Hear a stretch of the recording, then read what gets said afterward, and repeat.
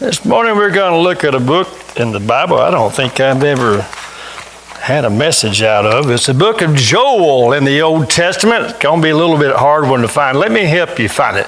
It's in between the books of Hosea and Amos. There we go. I helped you out, didn't I? That wasn't fair. If you'll turn to the middle of Matthew and start flipping back toward the Old Testament, you'll go through several of those small books. And if you get to Ezekiel, you've gone too far. All right, so it's east of Ezekiel, to the right of Ezekiel, after Psalm, Proverbs, the Song of Solomon, Isaiah, Jeremiah, Ezekiel, you'll get through it, next big book, and then you'll get through the book of Daniel, and then you'll should find yourself in Hosea, and then Joel follows that. Only 3 chapters long, and Hosea is not a huge book, it's only 14 chapters long, but the book of Joel.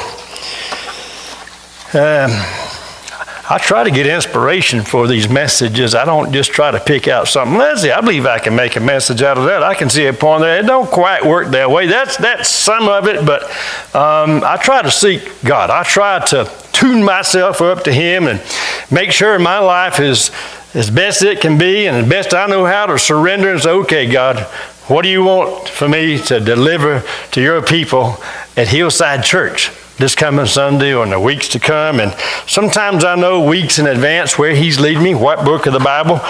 This one, it just kind of snuck up on me. I'd been reading through Colossians, read the whole book of Colossians, and then started through it the second time, and some Old Testament stuff. I had fished around in there beginning of the week, and then I don't know if I hadn't settled on anything, and it felt like God said this or that, but when I looked at the book of Joel, just flipping through, it's like God said, right here. It's okay, right here. So, did some background research, and I found out that Joel, the name means the Lord is God. In the Hebrew, it would be something like Yahweh Elohim. Elohim is a word for the supreme God. El sometimes is used as El, meaning just God, but Elohim, that means, man, this is the one true, this is a God of all gods, right here. Elohim, and then the name Yahweh. Yahweh Elohim, that's the personal name for God. And I learned through studying that sometimes Jehovah started being used as a translation around 1200 AD, and it's like the Jews didn't want to use the word Yahweh because they were scared that they would say it inappropriately in the wrong manner and be guilty of blasphemy. So they didn't say Yahweh. Sometimes they use Adonai, and then after 1200 and something, out of mid-1200s AD, then some Spanish guy came up with the word Jehovah. So that's what they started using because they didn't want to use that word. And in the English translation of most of our Bibles, it says like for instance, chapter 1, verse 1, Joel, the word of the Lord. You know, the literal word probably is Yahweh. I didn't look that one up. But many times, most of the time you see the word Lord in the Old Testament, behind it is the Hebrew word Yahweh. The translations I found will put Jehovah. I'm thinking, my Lord, you know, if they say Dallas is coming over for supper, don't say Butch is coming over for supper because you're scared. You know, I got a name for a reason. I'm thinking God's got a name for a reason. They should use His name. He wanted His name used, so I wish they had put, the real name. It should have said the word of Yahweh comes, all right? But I'm glad we're blessed with what we have. But that gives you just a little bit of insight into this name. The Lord is God. Literally, Yahweh is God. And why would it be like that? Well, because they had different gods in those days. You know, you could just go to Walmart and just pick out, I think I'll make that my God right there. You look, it's like going, in Christmas time when you're picking out a toy. You want to pick out one. Well, this one requires batteries. Batteries not included. Here's another one over here, it says batteries not needed. That's a good one right there, right? And that's how people choose God. Their God these days. Oh, this one says I got to do this, this, this, this. Oh, here's a God over here that says I can just do anything I want to do. See? That's the way it worked in those days. People like Baal, who was really not a God, just a a statue or a rock or whatever. They can just worship because there's not any requirements. But to have Yahweh as your God means if He's going to be your God, then you got to line your life up with Him. Does that make sense? So that's what was going on. That's why it was made clear through this name, Yahweh is God. You know, and people can pretend that, convince themselves, hey, this tree out here is my God, you know, or this statue, and, you know, all that kind of junk was going on. And I guess it still goes on today. People, you know, got their own way of doing things. But this book, Joel, introduction. Let's read verses 1 through 3. The word of the Lord that came to Joel, the son of Pethuel. Hear this, O elders, and listen, all inhabitants of the land. That means everybody. That means this word's for everybody. Has anything like this happened in your days? Now that's the question he's asking. Has anything like this happened in your days? Makes you wonder what in the heck going on here? He says, or in your father's days. Verse 3, tell your sons about it, and let your sons tell their sons and their sons the next generation.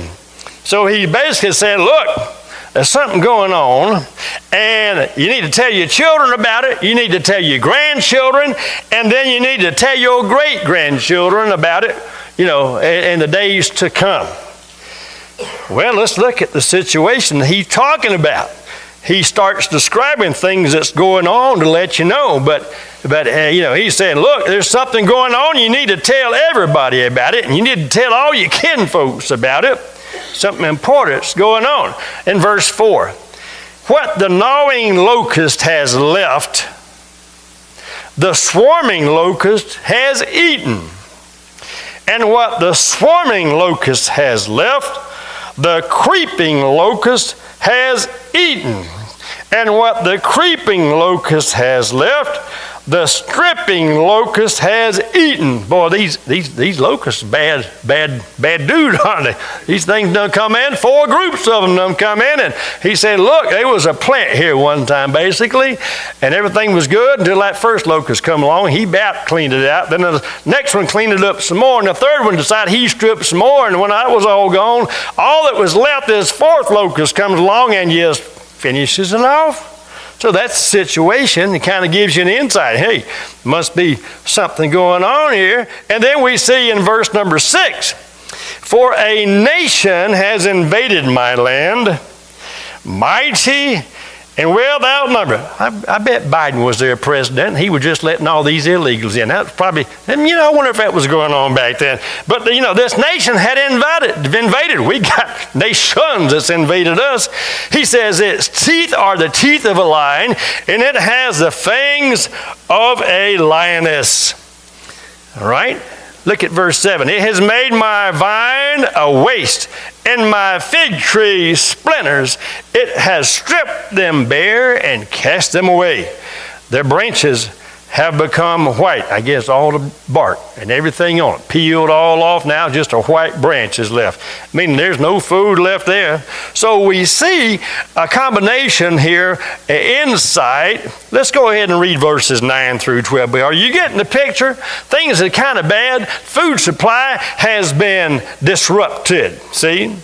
And look at verses 9 through 12. The grain offering and the drink offering are cut off from the house of the Lord. The priests mourn, the ministers of the Lord. So, not only is this food disruption affected them, but it's affected worship. It's affected their way of worship. Verse 10, the field is ruined, the land mourns, the grain is ruined, the new wines dry up, fresh oils fails. And look on down, skip down to verse 12. The vine dries up and the fig tree fails, the pomegranate, the palm also, and the apple tree. Oh, we got to have those apples. 1 apple a day keeps the doctor away. Now they're in big mess, right? All right, even apple trees. All the trees of the field dry up. Indeed, rejoicing dries up from the sons of men. So the picture here is, look, the land's been devastated by the locust, but also an enemy invasion. So we see the end result being that the food supply not only has been disrupted, but evidently there's a food shortage present in the land. I believe that's why in verse 11, let's see, verse 12 at the end, indeed, rejoicing dries up from the sons of men. It's affected lives. People now we're not rejoicing. It's tough. Things are tough. Things are bad. And so this is a situation at hand. And he starts off this message by saying, listen, all inhabitants of the land, has anything like this happened in your days? Has you ever seen anything like this before? We just had that snowstorm come through, and I'm sure some of y'all going to be telling your children, your grandchildren, even you young people. I remember 1973 when I saw my first significant storm. I thought it was when my cousin had got married that weekend, but she informed me it was a little later on in June, I think. But anyway, in 73, that snow came, and it was only 2 inches. And boy, that was something I talked about for years, even when this other one was coming out. I remember when it snowed back in 1973. Anyway, I've told my little story. That was something that happened long ago. And now we've got something even better, right? Boy, we got 4 inches and plus of snow. And I was looking at pictures yesterday, just zooming through and thought, that's pretty. And I'm going to be, talking about that. And I'm sure my grandchildren and everybody here, no matter how old you are, years to come, because this probably ain't going to happen again. Nobody's seen a storm like this. At least my mama has. The night my brother was born, or the day before, when time he was born, it was 4 inches of snow back in 1958. That's how I remember that, right, Mama? And that's what my Granny Alice always told me. It snowed 4 inches in 1958 on the porch here. Boy, it was just piled up. She was telling me all about it. Well, Joel saying, look, there's something happening, and you're going to need to tell everybody about it. And it wasn't something exciting. This wasn't something you want to go brag about. This was a bad thing. But he says, look, this needs to be told about. And then he says, look at verse 5. He gives the command. He says, awake, drunkards, and weep. Awake, drunkards, and weep. And that's an interesting phrase. I got thinking about that, trying to pick it apart. And I said, okay, drunkards. Who's a drunkard? What's a drunkard? And I thought about Grady Crowell. Told this story years ago. Y'all remember Grady Crowell? And I believe he was talking about bums, but maybe I shouldn't. I associate bums and alcoholics, just drunkards sitting on a street corner. He said these 2 bums were on the street corner. This preacher walks up to him and says, you guys are some of the sorriest guys I ever see. He said, I tell you what, I'm going to give a nickel to the sorriest one of you guys. And the first one said, I'm the sorriest, give it to me. He said, the next one said, just put it in my pocket. That's pretty sorry, isn't it? But Grady told that was an interesting story. But drunkards, he says, wake up. Thinking, well, a drunkard, what is a drunkard? Well, a drunkard is somebody under another influence, right? Someone who can't resist putting themselves continually under the influence. So he's talking about people that are drunkards. So he's talking about people under an influence, under another outside influence that they're not supposed to have. Being influenced, making decisions, based on outer influence that they normally wouldn't make if they didn't have that influence. To these people, to drunkards, yes, but also to these people Joel is speaking, but probably not only just to drunkards, and I think this is just an illustration here because I think this was widespread, not just those under an alcoholic influence, but people everywhere. Listen up, wake up. This is for people under the influence, under another influence, and it's like they are asleep. Well, what does wake up mean? He says, wake up. That means somebody's asleep. Somebody comes up to you and says, wake up. They may think you're asleep, right? Or sometimes you might actually be asleep. That's like that night when we went toward, I don't know if it's Disney World or Busch Garden, one of those places a few years ago, and Joshua's family, and I think Janet might have been. I don't know if all the kids were, but anyway, we were in this hotel, and I've kind of told this story in the past, but we were all asleep, and then this alarm goes off, this fire alarm, wakes everybody up. That's that way, the hotel management's way of saying, wake up, something bad's going on, wake up. I'm laying there asleep with my hearing problem. I ain't heard nothing, I was just sleeping. All of a sudden I feel somebody hit me. Don't you hear that? We got to get out of here. It was an emergency. So, anyway, we got out and had to go to another room. Anyway, staying outside, another story. But here, there's an emergency going on. Joel said, wake up. So many were totally asleep. What does asleep mean? That means a person is in a state where they're totally unaware of what's going on in their surroundings. I was totally unaware, if there was a fire or whatever, something caused that alarm to go. I was unaware. I was unaware that my family had already started moving around, and it didn't take me long to become aware that there was movement because I was a recipient of some movement. Get up! Anyway, I remember Uncle Joe one time. We used to all gather around at my Granny Ellis's house on some Sundays, especially when Uncle Ed and his bunch always lived way off. They'd come home, everybody gather around. I remember one day Uncle Ed was tired and he was laid back on a couch asleep, and his mouth was open up. And I remember Uncle Joe, we were just talking about him, making fun of him and stuff, and Uncle Ed didn't hear it. Unaware, he was asleep. Uncle Joe goes and grabbed a piece of pound cake. Started shoving it in his mouth. I'm thinking, he's going to choke the man here. I was scared of what was going to happen. But Uncle Joe wouldn't. He just broke off a piece and shoved it in his mouth. And, of course, Uncle Ed wakes up before he chokes and, another story. But he was asleep, unaware of what was going on. You ever seen people asleep?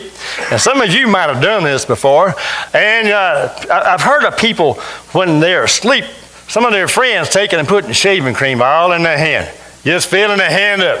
Then taking a feather or string, dragging across the nose and tickling them. Of course, what are they going to do? They're going to reach and try to scratch the nose and then shaving cream all over them. But anyway, unaware that the people are what they're doing to them. And so these people were asleep. They were in a state where they were unaware of all that was going on around them. These people Joel is speaking to are in a state that has resulted in their being unaware of all that's going on around them. They were unaware. Well, I take that back. I think they were aware of the devastation. How could they not be aware of the devastation and the invasion?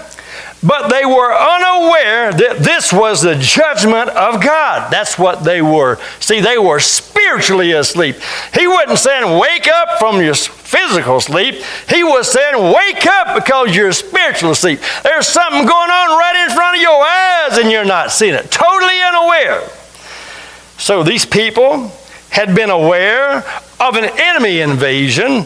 Physically, they had been aware of crop devastation and from unbelievable insect invasion and devastation. Physically, they had to have been aware of the fact that there was a food shortage, but spiritually, they were totally unaware that God had a hand in it all. They were spiritually asleep.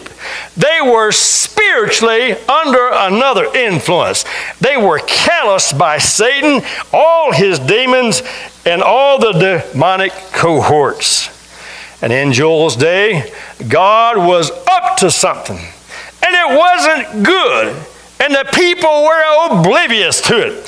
His people had turned away from him, and now they were having to go through his judgment, but were asleep and failed to see and understand all that was going on. I can't help but wonder, and I thought about this as I was studying this passage and preparing for this message, these recent hurricanes that we've experienced, and all the devastation, and especially the loss of lives with the hurricane that went through North Carolina, and I believe there are thousands and probably tens of thousands of deaths that mainstream media failed to report. A lot going on there. Because we got a government that'll send billions of dollars to other countries and provide phones, motels, credit cards to illegals, but we're refusing to help its own. Does God have anything to do with this? Was this part of God's judgment in some way? The recent fires out in western United States and the devastation and loss of lives right here in America, could this be because God is up to something? Did God have a hand in any of that? Those who are asleep think, well, he don't even know about it. Some people are so asleep spiritually, I don't know if God has anything to do with it or not. I don't know. I'm not sure if God has anything.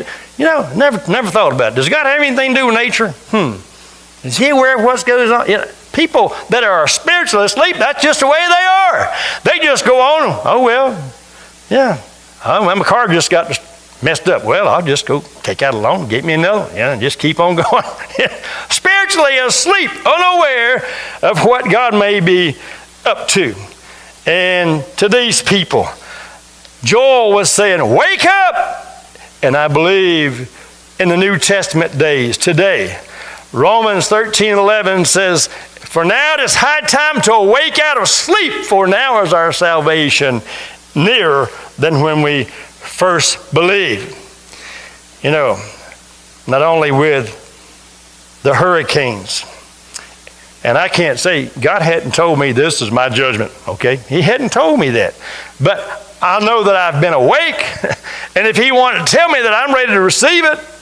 But the key is, wake up. Make sure you're spiritually awake, so if he's up to something and he wants to tell you, you're able to hear it. You're able to know. I don't know. We pray for all these names on this list of all these people, and looking at this message, I couldn't help but wonder, are these people spiritually asleep, or is God up to something in somebody's life here? Are they going through something because of his judgment? And I don't know that. I know we go through stuff because we live here on planet Earth, a place that's sin-infested, and we live in bodies that aren't perfect. We're going to have aches and ailments. But I also believe sometimes when we get away from God and we kind of fall asleep and we just unaware of what God's up to, sometimes he allows judgment to come to get our attention. Now, if you're going through something bad, you and him have to work that out. I don't know. I go through bad stuff quite often. So I rehearse it with him quite often. Sometimes he'll say, well, you might ought to think about that, And sometimes he is, trying to get my attention. Sometimes it's just because I'm living in this world and it's not going to be a perfect situation till I get to heaven. Right, Mr. Johnson? We were talking about that earlier this morning. They're talking about ailments and aches and stuff. And, when we get to the other side, we'll have that perfect body, right? We won't have to worry about all that we go through. But if you need to wake up, he gives some ways for people to awaken. Let's go back and look. Verse number 5, he says, awake, drunkards, and weep. That weeping happens when there's a dissatisfaction, right? And a reality of a dissatisfaction. So get to the point that if you're asleep, become real about it. Let there be a reality in your life. Hey, I'm asleep. I got to wake up. I got to get wide awake here and get my life and get my act back together with God like it should be. And he gives us several things here. And that's the first one I'd say.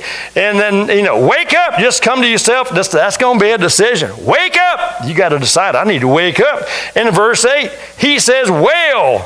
Verse 8, first word, wail like a virgin girded with sackcloth. A little bit of background study on this. I saw that it was thought that this meant a young wife who had just lost her young husband in battle, or some way. And now here she is, a young widow, and she's pictured in sackcloth, which was a cloth made out of goat's hair, and it was worn during times of mourning. People would sit in ashes sometimes. They would say, hey, I'm going to sit here in these days. It's a humble act. It's humility, where you humble yourself. So this is a picture of humility. So wake up means the decision. It means a dissatisfaction where you are. And wail like this virgin girded with sackcloth. Humble yourself, I believe, is what he's saying. And then further down in verse 11, he says, awake, drunkards, and weep. That weep happens when there's a dissatisfaction, right? And a reality of a dissatisfaction. So get to the point that if you're asleep, become real about it. Let there be a reality in your life. Hey, I'm asleep. I got to wake up. I got to get my act back together with God like it should be. And when you get to the Be ashamed is the first words. Be ashamed. That's, isn't that like becoming guilty? And then, hey, I did something wrong. That's when shame comes, when you realize you've done something wrong. There's guilt associated with it. So he's saying if you're asleep, become ashamed. Realize, hey, I got some things that's wrong here. I've done wrong here. I need, for us it would be sin. We need to turn from sin. And then in verse 13, he says, gird yourselves with sackcloth. Same thing we just saw with the virgin. And he says, and lament. And he goes on to say in verse 14, he says, consecrate a fast. Proclaim a solemn assembly. Gather the elders and the inhabitants of the land to the house of the Lord your God and cry out to the Lord. So, prayer. You got to pray. If you're asleep spiritually, pray. God, I need some help. Lord, I've drifted off to sleep. I need to wake up, God. Help me wake up. I turn from my sin. Just yield yourself to Him. Humble Him and cry out to Him for help. And this is trying your best to align yourself with God. And verse 14, that first part, consecrate a fast. That's serious prayer right there, right? That's serious prayer when you say, man, I'm going to go without food till God come through. Right? That's the idea. I got to have God in my life. Yeah, I pray. Sometimes I pray intensely, but if I really want to pray really intensely, then I'm going to just go without food until God comes through. Or I'm going to go without food one day a week or one day a month or whatever. And I'm not suggesting if you've got health problems and the doctor said you need to eat food with that medicine, you need to be careful. Use a little wisdom, but the point is, have a mindset. I'm going to pray intensely and get a hold of God and get myself totally awake and totally aware, not only of what's going on around me, but what God is up to. I'm going to know what God is up to and what my personal response is supposed to be. And finally, let's turn our attention to 1 Thessalonians chapter 5 in closing. See if I can find this. A few verses out of 1 Thessalonians chapter 5.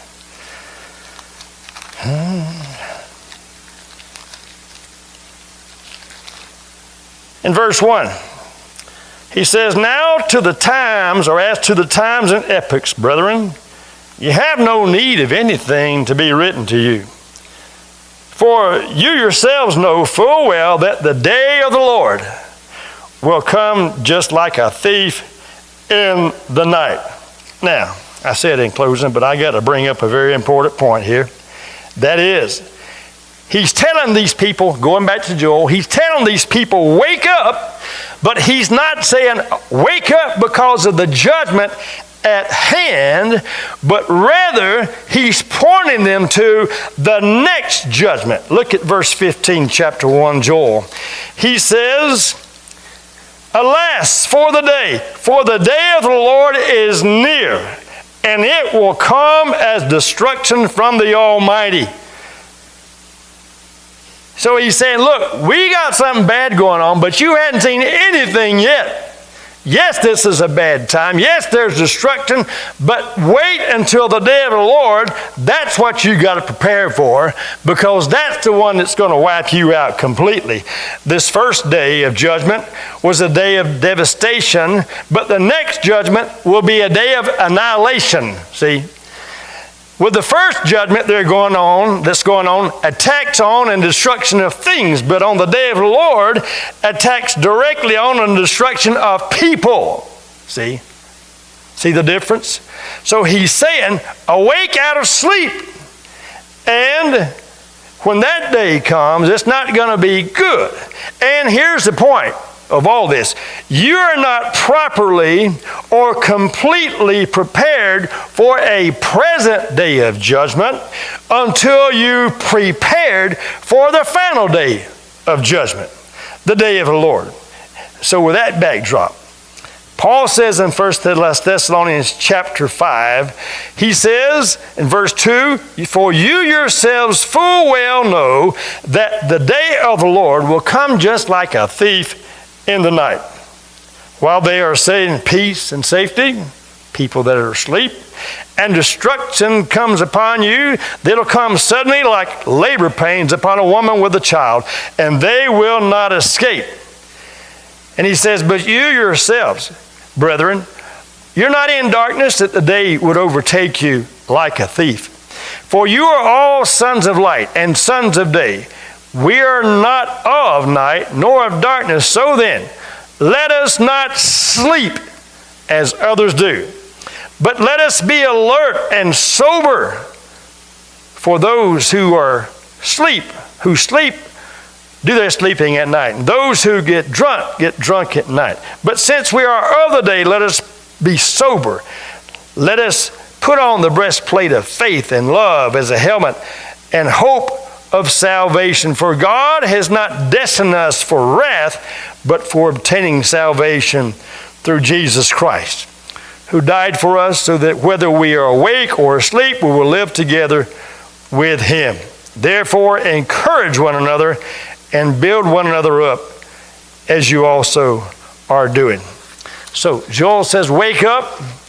And then Paul says, look, yeah, the day of the Lord's coming. Just make sure you're sober. Make sure you stay awake and encourage one another. Stay awake. Make sure you're alert. Because we don't know when God's coming back or when Jesus is going to be coming back, but we know for certain that that time is coming. And whatever problem we got going on now, listen, if it's judgment, you need to be thinking about the final judgment. Be ready for that one, and then you'll be ready for what's going on right now. Let's stand together in prayer.